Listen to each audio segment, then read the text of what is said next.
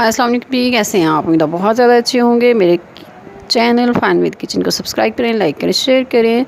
Energetic आपके लिए drink तैयार करेंगे जो सहर और अफ्तार दोनों के लिए बेहतरीन है। तैयार करने का तरीका भी बहुत ही ज़बरदस्त है और इसे पीने के बाद आप बहुत सी बीमारियों और मसाइल से बच सकते हैं। खजूरें हैं मेरे पास 4 कश की हुई, कोकोनट है, खोपरा, दूध है। इस तरीके से आपने इनको दूध और जो कोकोनट है इसको आपने भिगो देना है दूध में, और फिर बादाम भी आप भिगो दें। सर्दियाँ हों तो सारी रात भिगो दें, गर्मियाँ हों जैसे अभी शदीद गर्मी है तो आप इसको 5 से 7 घंटे भिगो दें। उसके बाद आप इसको दूध को निकाल दें, रिमूव कर दें और बादाम को छील लेंगे। बादाम छीलने के बाद इनको आप चाहें तो वॉश कर सकते हैं। ये खजूरें बहुत ज़्यादा नरम हो गई हैं, आसानी से ब्लेंड हो जाएंगी।